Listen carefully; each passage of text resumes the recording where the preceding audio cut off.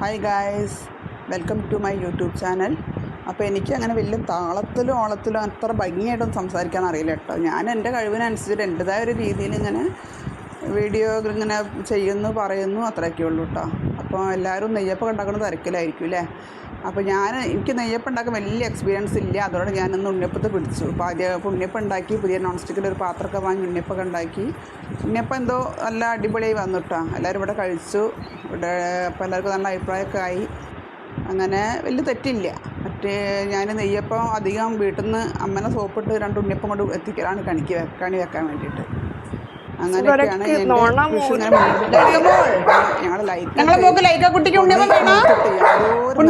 അതിന്റെ കോലാഹലമായി ചൂടാണ് തണേട്ടാ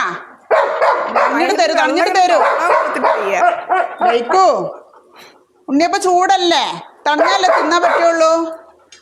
തണേട്ടാ മോക്ക് ഉണ്ണിയപ്പം ട്ടാ. ഇതിൻ്റെ കുറച്ചിനത് ടേസ്റ്റ് ഉണ്ടോ ലൈക്ക?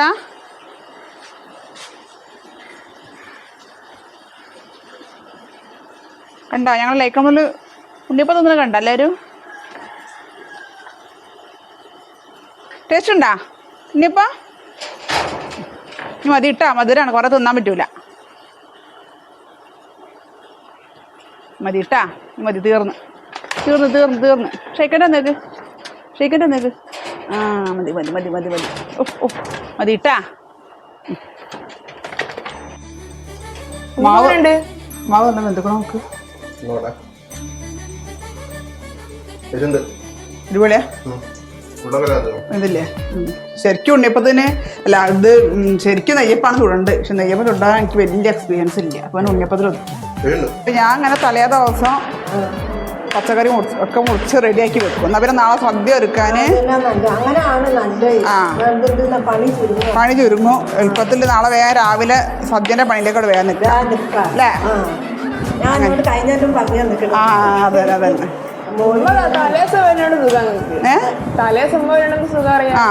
ഇമ്മ എല്ലാ കൊല്ലം വരുന്നതിനെ കൊണ്ട് ഇത് ഇതിലേക്ക് ഇട്ടോളി. ഇട്ടോളി. അതുകൊണ്ട് ഇനിയിപ്പോൾ നാളെ ഉമ്മമ്മൻ്റെ രാവിലത്തെ നിസ്കാരം കാര്യമൊക്കെ കഴിഞ്ഞിരിക്കുകയാണ് വെച്ചാൽ അടുക്കള കയറൂലമ്മ. അപ്പോൾ പായസം ഇളക്കാനോ ഒക്കെ ഹെൽപ്പായിട്ടുണ്ടാവും. ആ അതന്നെ, അങ്ങനെയല്ലേ വേണ്ടല്ലേ? ആ അതന്നെ.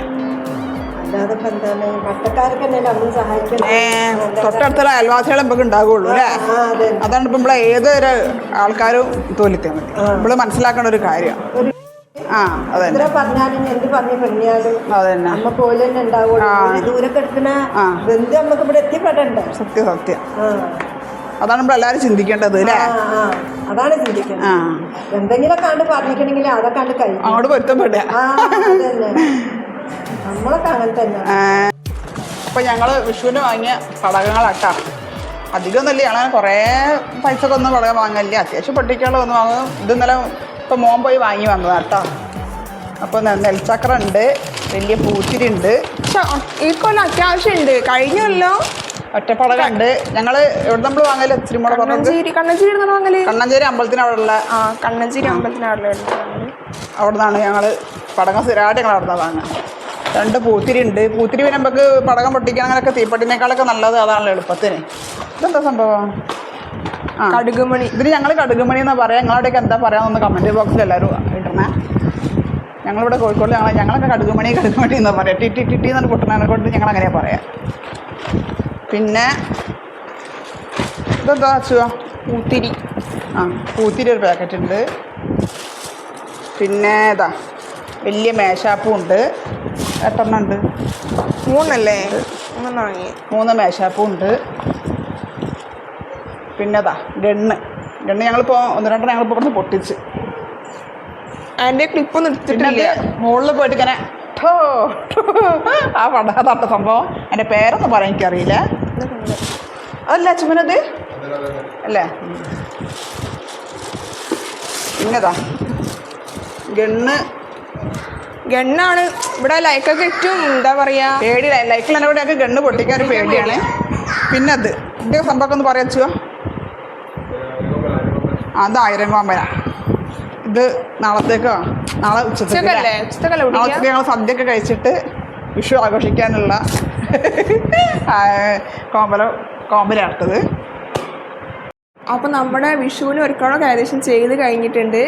അപ്പോൾ എല്ലാവർക്കും ഹാപ്പി വിഷു. അപ്പോൾ ഇന്നത്തെ വീഡിയോ അത്രേ ഉള്ളൂ. അപ്പോൾ പളങ്ക് ഫാമിലി വ്ലോഗ്സിൻ്റെ വീഡിയോസ് ഇഷ്ടപ്പെട്ടാൽ എല്ലാവരും സബ്സ്ക്രൈബ് ചെയ്യുക, ലൈക്ക് ചെയ്യുക, കമൻറ്റ് ചെയ്യുക, ഷെയറും ചെയ്യുക. അപ്പോൾ ഇന്നത്തേക്ക് ഇത്രേ ഉള്ളൂ. Bye bye, see U.